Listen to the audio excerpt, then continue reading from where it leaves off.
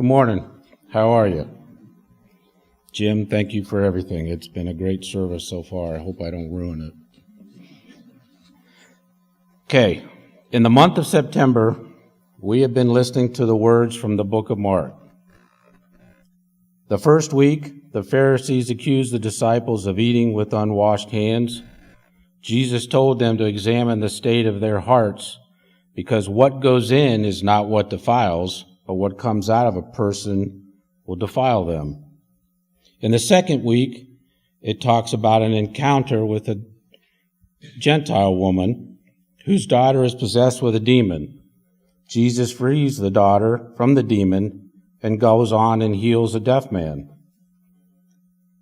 In the third week, it talks about the exchange between Jesus and his disciples, especially Peter, who asked, "Who is this Jesus?" The author focuses throughout the book on three primary themes: Jesus, suffering servanthood, the person and the authority of Jesus, the total commitment involved in the life as a disciple. The main intent in the book of Mark is to show who Jesus was. So, today's topic, who is greatest? The scriptures are from Mark 9:30 to 37. They left that place and passed through Galilee. Jesus did not want anyone to know where they were, because he was teaching his disciples. He said to them, "The Son of Man is going to be delivered into the hands of man. They will kill him, and after 3 days he will rise." But they did not understand what he meant, and were afraid to ask him about it. Then they came to Capernaum, and when he was in the house, he asked them, "What are you arguing about on the road?" But they kept quiet, because on the way they had argued about who was the greatest. Sitting down, Jesus called the 12 disciples and said, "Anyone who wants to be first must be the very last and servant of all." So he took a little child whom he placed among them. Taking the little child into his arms, he said to them, "Whoever welcomes one of these little children in my name welcomes me, and whoever welcomes me does not welcome me, but the one who sent me." So, in the first 3 verses, Jesus was teaching his disciples, and Jesus reminded them that the Son of Man is going to be handed over into the hands of men, and they will kill him.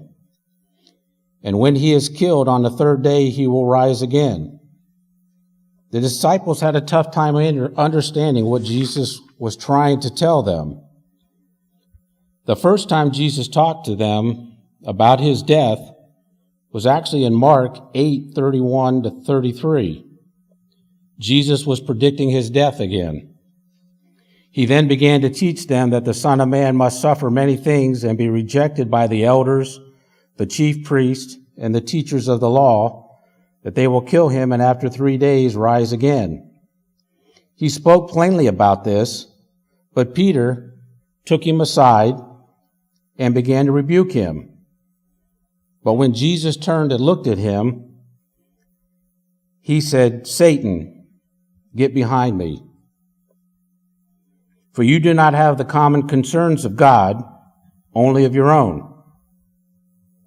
The disciples' lack of understanding and being afraid is a common theme in Mark. In fact, Jesus repeats this a 3rd time in Mark 10:32 to 35, which provides more details about what will happen. They were going to Jerusalem with Jesus leading the way, and the disciples were astonished, while those who followed were afraid. Again, he took the 12 aside and told them what was going to happen. "We are going to Jerusalem," he said, "and the Son of Man will be delivered over to the chief priests and teachers of the law, and they will condemn him to death, and will hand him over to the Gentiles, who will mock him and spit on him and kill him. After 3 days, he will rise again." I got a question for you. Now, from all that you've heard, don't you think once a disciple would come up to Jesus and go, why? Why does this have to happen to you? Why don't I do this for you? I mean, Jesus, the Son of God. It'd be like Jim coming up here and saying, well, I'm going to go die and rise again in 3 days. Wouldn't somebody question it besides Kathy?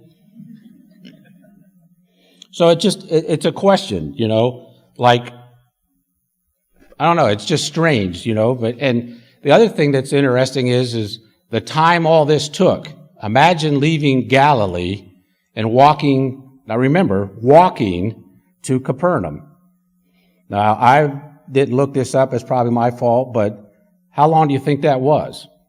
30 minutes? Like we drive today, 30 minutes? I don't think so. It was probably days, weeks. Think about that. So it's like they had a chance to think about this, and that was just one example, but there was the other 3 examples also that question. Wouldn't you have thought, Jesus, why? Think about that. When they were walking, you would think they would have stopped and asked questions, something like, what are you talking about? But instead, they never did ask, and the market states that they were so afraid to ask. But why? Weren't they the chosen 12? Where were their concerns for Jesus? So, instead, obviously, they were too wrapped up in their own sense of importance. So in the next few verses, Jesus asked them, what are you arguing amongst yourselves on the way? But they were silent, for they had disputed one another on the way about who was the greatest. The disciples missed one of the most significant moments in history because they were so absorbed in their own self-importance, they wanted to know which one of them would be the greatest in the kingdom of God. Doesn't that sound like us sometimes? Think about it. I'll give you an example. I played sports all my life. How hard is it not to think that you're the best or you're the greatest? Look at Urban Meyer. Look at OSU football. Something to think about. When they went into the house in the last couple of verses, it describes Jesus teaching his disciples an important lesson. During their travels, we knew that the disciples argued among themselves who was the greatest. This was a clear indication that they had not taken heart Jesus' motto of humility and his teaching that to serve. One must put himself last. Jesus, knowing what had been going on, asked them, what were you talking about? They declined to reply, presumably out of embarrassment. So Jesus sat down and made the 12 sit down with him, and he repeated, whoever wants to be first must be last of all and servant of all. To make this point even stronger, Jesus then took a child.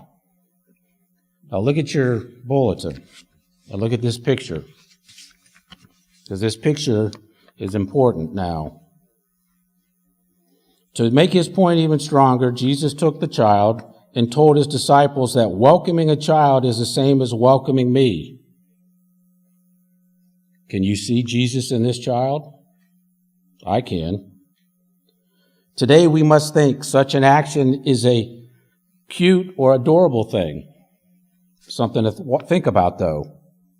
In those times, Jesus did a very unusual thing, bringing a child up and talking to them. Because in those days, children were hardly ever seen or ever heard from. They spent their time with women and not with the men. There would have been no place for a child in an important conversation between somebody like Jesus or a rabbi or his followers.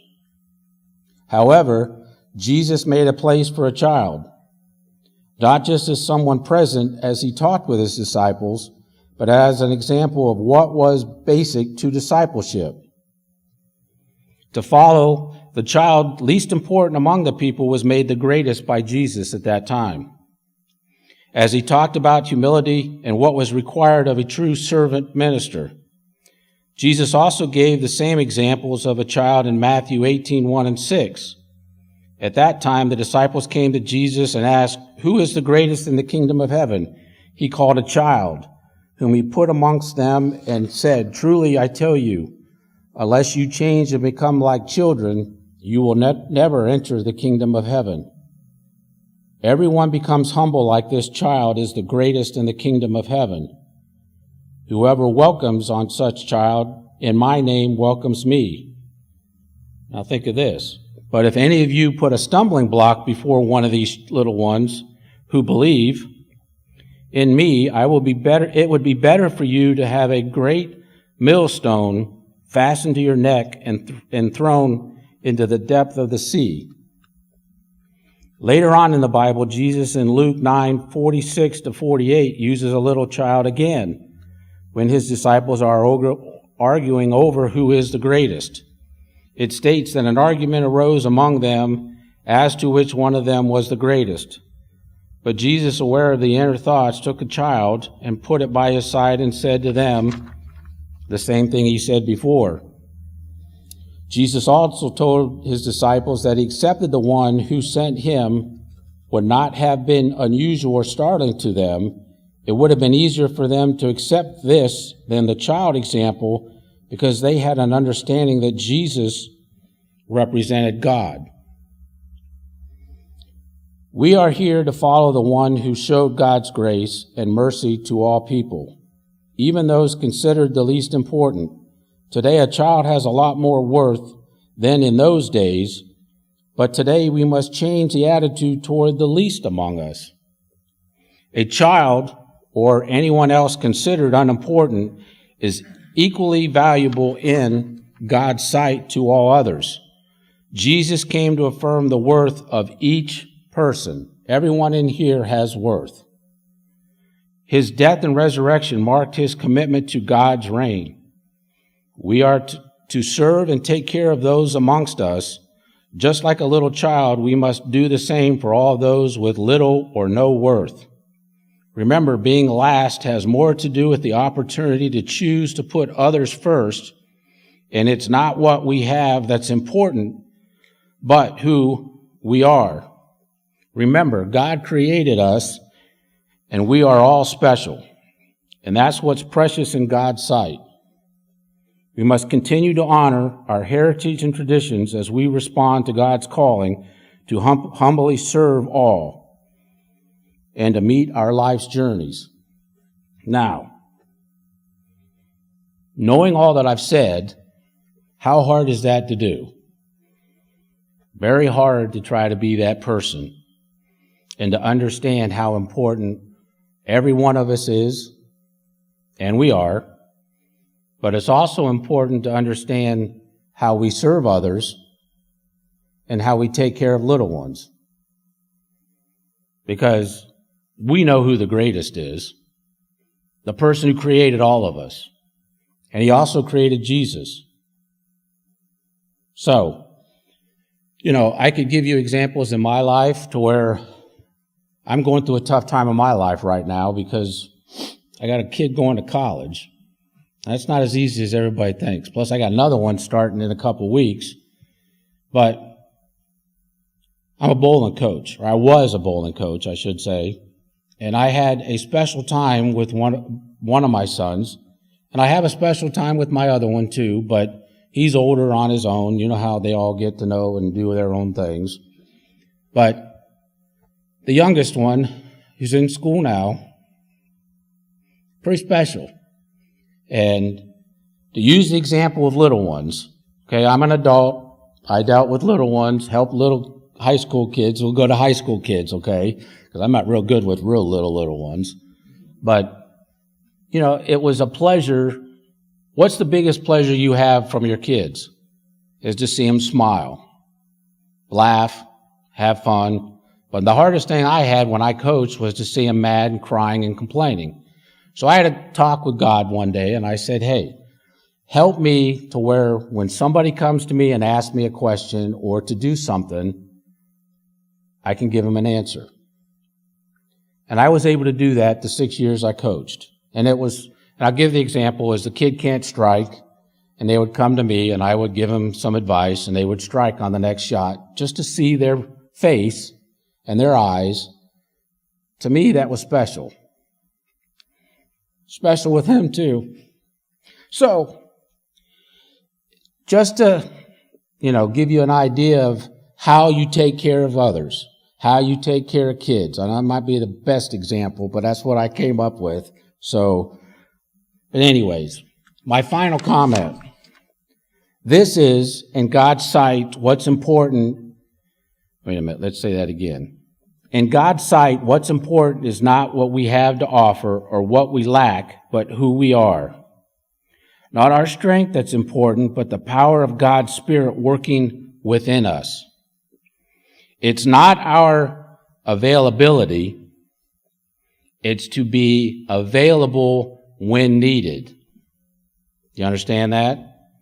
Not our availability, but to be ready when we are needed. Our willingness to let God use us as instruments of His grace and love, which also means to give up your stubborn and independent nature and trust. Ask God to direct your life and provide all you need for a full and abundant life. When you're faced with obstacles you can't overcome, when you encounter problems you can't solve, and when you're given a task you can't accomplish, when you're faced with a challenge greater than your wisdom and ability,